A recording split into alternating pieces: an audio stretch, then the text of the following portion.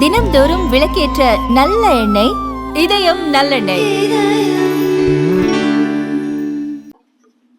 கழகத்தில் நிரந்தர பொதுச் செயலாளர், நாடாள பிறந்த நலத்திட்ட நாயகர், வருங்கால முதலமைச்சர் புரட்சி தமிழர் ஐயா எடப்பாடி அவர்களை வணங்கி, இருவரும் தெய்வங்களான புரட்சி தலைவர் எம்ஜிஆர், தமிழகுலசாமி அம்மா அவர்களின் அருளாசியோடு இந்த தாய் தமிழ்நாட்டு மக்களுக்கு பணிவோடு சமர்ப்பிக்கிறேன். ஊரே போராட்ட களத்தில் இருக்கும் போது தன் சகாக்களுடன் ஜனநாயகம் படத்தை கண்டு களித்திருக்கிறார் நம்ம முதல்வர் விஜய்.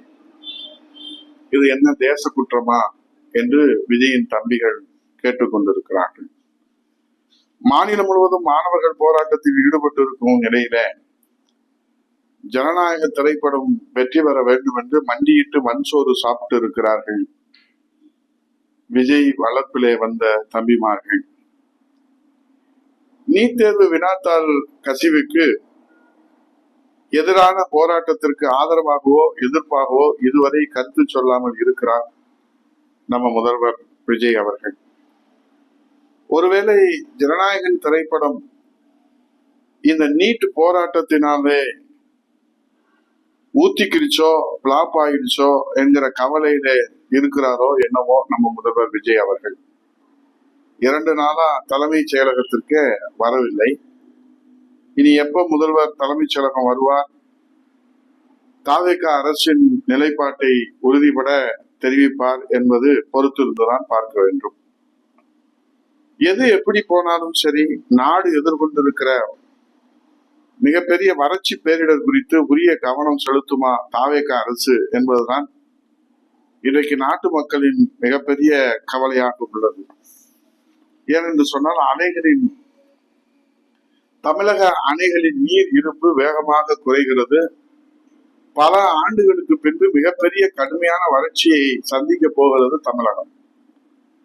தமிழகத்தில் 10 ஆண்டுகளுக்கு பின்னே அணைகள், பாசன ஏரிகளில் நீர் இருப்பு வேகமாக குறைந்து கடுமையாக வறட்சி ஏற்படும் அபாயம் உருவாகி இருக்கிறது.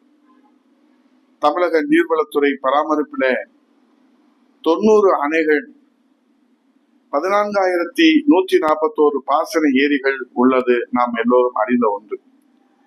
தமிழகம் மட்டுமின்றி அண்டை மாநிலங்களும் தென்மேற்கு பருவமழை குறைந்து வருவதால் அங்குள்ள அணைகள், பாசன ஏரிகளும் நிரம்பாமல் வறட்சியை நோக்கி சென்று கொண்டிருக்கிறது. தமிழகத்திலே உள்ள 90 அணைகளின் மொத்த கொள்ளளவு 224 TMC ஆகும். தற்போது இவற்றிலே 71.2 TMC நீர் மட்டுமே உள்ளது. இது அணைகளின் மொத்த கொள்ளளவில் 31.7%. பல அணைகள் தூர் வரப்படாமல் கொள்ளளவு பாதிக்கப்பட்டுள்ளது. இதன் மூலம் தெரிய வருகிறது. புரட்சி தமிழரின் குடிமராமத்து திட்டம் கடந்த ஆண்டுகளிலே அது செயல்படுத்தப்படவில்லை. அதிலும் சேரும் சகதியுடன் சொற்ப அளவிலே தான் நீர் உள்ளது. பாசன ஏரிகளிலே 3,483 ஏரிகள் ஏற்கனவே வறண்டு போய்விட்டன. மேலும் 6,127 ஏரிகள் வறண்டுவிடும் நிலையிலே அந்த கட்டத்தை நோக்கி நெருங்கி கொண்டிருக்கின்றன. மழை குறைந்ததால் தமிழகத்தில் கடுமையான வறட்சி ஏற்படும் அபாயம் உருவாகி உள்ளது.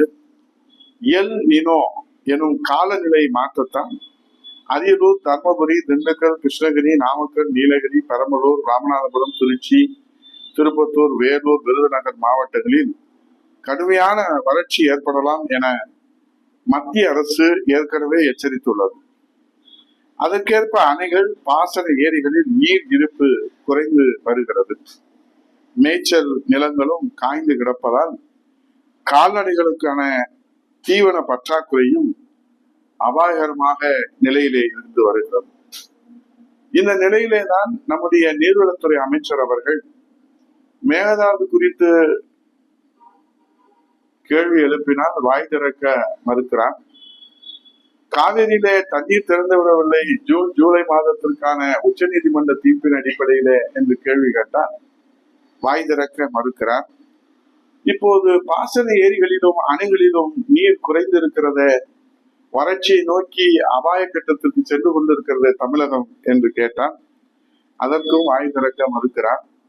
ஆனால் ஜனநாயகன் திரைப்படத்திலே பாப்கார்ன் சாப்பிட மட்டும் அவர் வாய் திறக்கிறாரே என்கிற நிலையைத்தான் நாம் தமிழகம் பார்த்து கொண்டிருக்கிறது. ஆகவே நம்ம முதல்வர் தான் இது குறித்து வாய் திறக்க மறுத்தாலும் நீர்வளத்துறை அமைச்சர் புஷியாவது இதற்காக வாய் திறந்து தமிழ்நாட்டு மக்களுக்காக என்ன நடவடிக்கைகள் தாவேக அரசு எடுத்திருக்கிறது என்று சொன்னால், இந்த வறட்சி அபாய நோக்கி சென்று கொண்டிருக்கிற தமிழகத்திற்கு ஒரு பாதுகாப்பு அரணாக தாவேக அரசினுடைய நடவடிக்கைகள் அமையுமா என்பதை பொறுத்திருந்துதான் நாம் பார்க்க வேண்டும். மொத்தத்தில ஜனநாயக திரைப்படம் பிளாப் ஆகிவிட்டதோ ஊத்திக்கிச்சோ என்று கவலையிலே ஆழ்ந்திருக்கிறாரா நம்ம முதல்வர்? கவலையிலிருந்து வெளியே வருவதற்கு தமிழ்நாட்டு மக்கள் என்னதான் செய்ய முடியும் தெரியவில்லையே. விஜயின் தம்பிமார்கள் மண்டியிட்டு மண் சோறும் சாப்பிட்டு பார்த்தார்கள், தீர்வுதான் கிடைக்கவில்லையே. நாம் என்னதான் செய்ய முடியும்? நீட் தேர்வு போராட்டத்தினால் ஜனநாயக போராட்டம் தோல்வடைந்து விட்டதோ என்கிற கவலையிலே இருக்கிறாரா நம்ம முதல்வர்? மீண்டு எழுந்து மேகதாது அணையை மீட்க வருவாரா? மீண்டு எழுந்து டெல்டா பகுதியை மீட்க வருவாரா?